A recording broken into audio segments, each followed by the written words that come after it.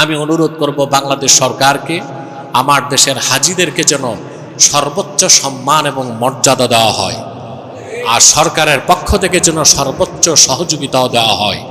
আল্লাহ আমাদের প্রত্যেককে জীবনে একবার হজ করার তৌফিক দান করুক, বলুন আল্লাহ আমিন। হজ আমাদের দেশ থেকে হজ করতে যাওয়া যত কঠিন, পৃথিবীর আর কোনো দেশ থেকে এত কঠিন নয়। এটা হচ্ছে আমাদের গভর্নমেন্টে যারা বসে, হজের ব্যাপারে তাদের রেসপন্সিবিলিটি যতটুকু থাকা দরকার ততটুকু তারা নেয় না। কথা বুঝতে পারছেন? পৃথিবীর যেমন ইন্দোনেশিয়া থেকে সরকার ভর্তুকি দেয়, লক্ষ লক্ষ হাজি ইন্দোনেশিয়া থেকে হজ করতে যায়। ওদের নিয়ম করে ফেলছে, ওরা বিয়ের আগে হজ করে, বিয়ের আগে জোয়ান থাকতে। এজন্য প্রতি বছর 10-12 লাখ হাজি থাকে শুধু ইন্দোনেশিয়া থেকে। এরপরে তারা অন্যান্য দেশ থেকেও হাজিদেরকে খুব সরকারি পৃষ্ঠপোষকতা দেওয়া হয়। আর আমাদের দেশে সরকার যেই থাকুক, হাজিদের ব্যাপারে উদাসীন। প্লেন ভাড়া 4 গুণ, কয় গুণ? 4 গুণ। তারপরে আপনার হাজি ক্যাম্পে দুর্ভোগ, কষ্ট। এয়ারপোর্টে যতটুকু সম্মান দেওয়া দরকার হাজিদেরকে, এই সম্মানটুকুন তারা পায় না। আরে ভাই, শুধু সৌদি আরবে হাজি পাঠিয়েই বছরে বিমান বাংলাদেশ 1000 কোটি টাকা ইনকাম করতে পারে। বিমানে বসে আছে সব বেঈমান, বিমানে সব। শুনছেন না বিমানের এক ফ্লাইট থেকে চাকা খুলে গেছে, আল্লাহ বাঁচাইছে, তলা ছুটে নেই। শুনছেন? এই যে কক্সবাজার থেকে গত মাসে চাকা ছুটে গেছে একটা, আমি ভাবছি আল্লাহ বাঁচাইছে, তলাটা ছুটে নেই।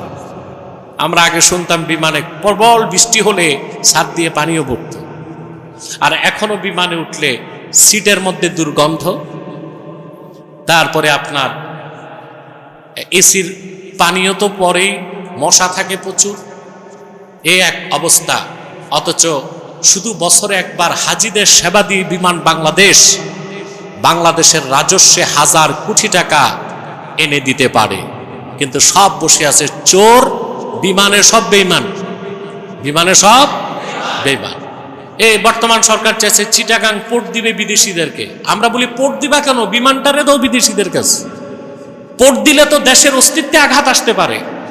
কথা বলেন, বিমানটা দাও বিদেশিদেরকে, পোর্ট দেওয়ার দরকার কি? পোর্টকে তো তোমরাই বলো হৃৎপিণ্ড, তো হৃৎপিণ্ড আরেকজনের হাতে দেয়। কথা বলেন, এতে স্বাধীনতা বিপন্ন হতে পারে না? ডিপি ওয়ার্ল্ডকে দিতে চাচ্ছে পোর্ট। ডিপি ওয়ার্ল্ড হচ্ছে দুবাই ভিত্তিক একটা কোম্পানি, কিন্তু এটা ইসরায়েলের পার্টিসিপেট আছে, আমেরিকান নেভিরও পার্টিসিপেট আছে।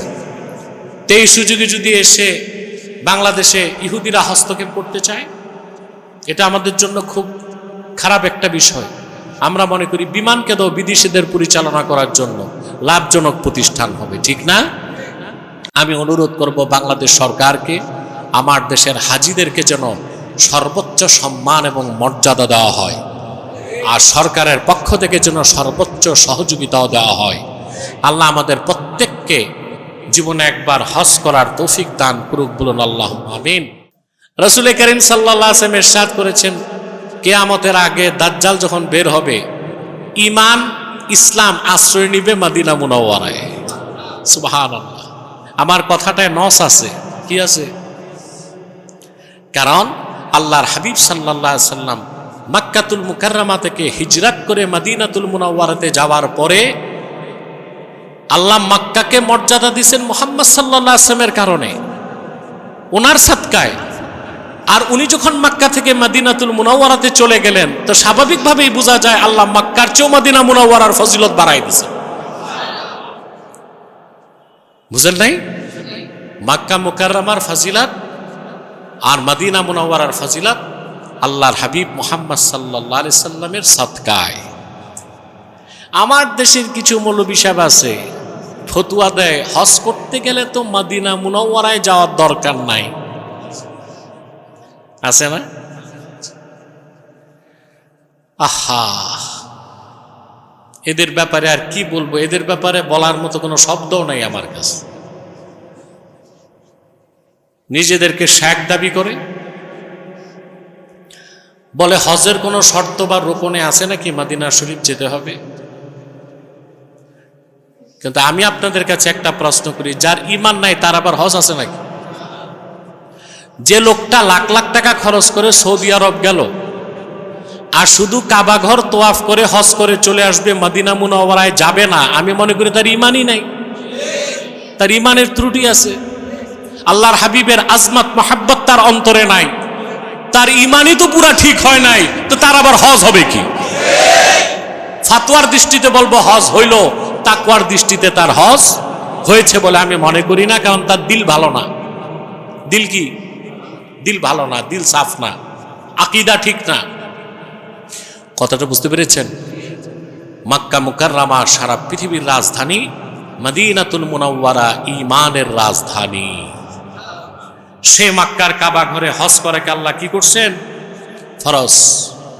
ফীহি আয়াতুম বায়্যিনাতুম মাকামু ইব্রাহিম, যে মক্কায় রয়েছে অসংখ্য নিদর্শন, সুস্পষ্ট নিদর্শন সমূহ, বিশেষ করে মাকামে ইব্রাহিম। মাকামে ইব্রাহিমকে আল্লাহ নিদর্শন কেন বললেন? হযরত ইব্রাহিম যখন কাবাঘর নির্মাণ করছিলেন, হযরত ইসমাইল পাহাড় থেকে কেটে কেটে পাথর এনে দিচ্ছিলেন। যখন কাবা ঘরের উচ্চতা, হযরত ইব্রাহিমের উচ্চতা ছাড়িয়ে গেল, তিনি দেখলেন উপরে কিভাবে যাব। আল্লাহর হুকুমে যে পাথরে দাঁড়ায়ছিলেন, পাথর উঁচু হয়ে গেল। নামতে চাইলেন, নিচে নেমে গেল। উঠতে চান, উঁচু হয়ে যায়। আজও হযরত ইব্রাহিমের পায়ের চিহ্ন মাকামে ইব্রাহিমে আছে। সুবহানাল্লাহ। সে মাকামে ইব্রাহিমের পিছনে তাওয়াফের পর 2 রাকাত নামাজ পড়া সুন্নতে মুআক্কাদা। এরপরে আল্লাহ তাআলা বলেন, ওয়ামান দাখালাহু কানা আমিনা, যে ব্যক্তি মক্কায় প্রবেশ করলো সে নিরাপদ। সে কি? অনেকগুলো ব্যাখ্যা। নিরাপদ মানে একটা ব্যাখ্যা হচ্ছে, কোনো ব্যক্তি যখন হারামে থাকবে কাবায়, তাকে হত্যা করা যাবে না। এমনকি মানুষ না, শুধু মশা মাছিও যদি ঢুকে মক্কায়, সেও নিরাপদ।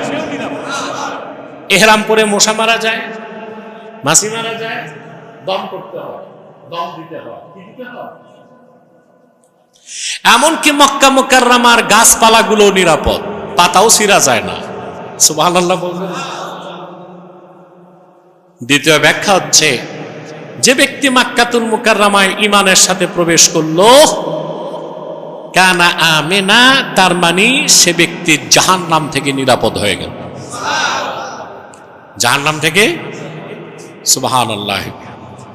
যে হজ করে, হজ যদি কবুল হয়, হজ্জে মাবরুর হয়, সে সত্য প্রসূত শিশু বাচ্চার মতো নিষ্পাপ হয়ে যায়।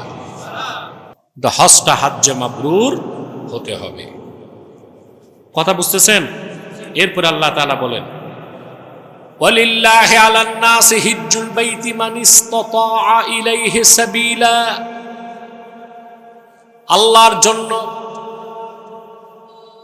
মানব জাতির উপর আবশ্যক হচ্ছে কাবা ঘরের হজ। যারা কাবা পর্যন্ত পৌঁছার সক্ষমতা রাখে, মুমিনের উপর হজ ফরজ হতে ফরজ সবাব হচ্ছে ইস্তিতাআত, কাবা ঘর পর্যন্ত পৌঁছার সক্ষমতা। অর্থাৎ যেভাবেই সে কাবা ঘরে পৌঁছুক, আশুরুল হজ্জে, হজের সময় যদি পৌঁছার সক্ষমতা তার থাকে, তাহলে তার উপর হজ ফরজ হয়ে যাবে। কি হবে? ওমান কাফারা ফাইন্নাল্লাহা গানিয়্যুন আনিল আলামিন, আর যে ব্যক্তি অস্বীকার করে, কুফর করে, হজকে গুরুত্ব দেয় না, আল্লাহ তাআলা তার থেকে এবং গোটা সৃষ্টি জগৎ থেকে অমুখাপেক্ষী। পৃথিবীর সব মানুষ যদি কাফের হয়ে যায়, আল্লাহর রাজত্ব কমবে? আর সব মানুষ যদি ইমানদার সুফিয়াত দরবেশ হয়, আল্লাহর রাজত্ব বাড়বে? যেমন ছিল তেমন থাকবে। তিনি অমুখাপেক্ষী বলেন। সুবহানাল্লাহ। প্রিয় বন্ধুগণ, এই হজ ফরজের সবাব হচ্ছে ইস্তিতাআত। যার কাবাঘর পর্যন্ত পৌঁছার সক্ষমতা থাকবে, তার উপর জীবন একবার হজ করা কি? একবার। এমনি সুনান তিরমিজিতে আসছে, আল্লাহর হাবিব সাল্লাল্লাহু আলাইহি ওয়াসাল্লাম ইরশাদ করেছেন, সনদটি নিয়ে কেউ কেউ কিলোকাল করেছেন। আল্লাহ হাবিব সাল্লাল্লাহু আলাইহি ওয়াসাল্লাম বলেছেন, আমার উম্মতের ধনীদের উচিত 5 বছরে একবার হজ করা। অন্য রাওয়ায়াতে আসছে 4 বছরে একবার হজ করা। সুবহানাল্লাহ। عن أبي هريرة رضي الله تعالى عنه أنه قال خطبنا رسول الله صلى الله عليه وسلم فقال أيها الناس قد فرض الله عليكم الحج فحجوا। আবু হুরায়রা রাদিয়াল্লাহু তাআলা আনহু বলেন, হজ ফরজ হওয়ার পর রাসূল করিম সাল্লাল্লাহু আলাইহি ওয়াসাল্লাম সাহাবায়ে কেরামের উদ্দেশ্যে খুতবা দিলেন। খুতবাতে বললেন, হে মানব জাতি, হজ ফরজ হয়েছে, ফাহুজ্জু, তোমরা হজ করো। ফাকালা রাজুলুন কুল্লা আমিন ইয়া রাসূলুল্লাহ সাল্লাল্লাহু আলাইহি ওয়াসাল্লাম, হজ যে করব প্রতি বছর করতে হবে? ফাসাকাতা হাত্তা ক্বালাহা সালাসান, লোকটা 3 বার প্রশ্ন করছে, রাসূল করিম সাল্লাল্লাহু আলাইহি ওয়াসাল্লাম চুপ থাকলেন, কিছু বললেন না। কথা বুঝতেছেন? ফাকালা রাসূলুল্লাহ সাল্লাল্লাহু আলাইহি ওয়াসাল্লাম লাউ কুলতু নাআম লাউ ওয়াজাবাত ওয়া লামাসতাতা'তুম, তোমার প্রশ্নের জবাবে আমি যদি বলতাম হ্যাঁ প্রতি বছর, আল্লাহ প্রতি বছর তোমাদের উপর হজ করাকে ফরজ করে দিতেন। সেজন্য আমি চুপ ছিলাম।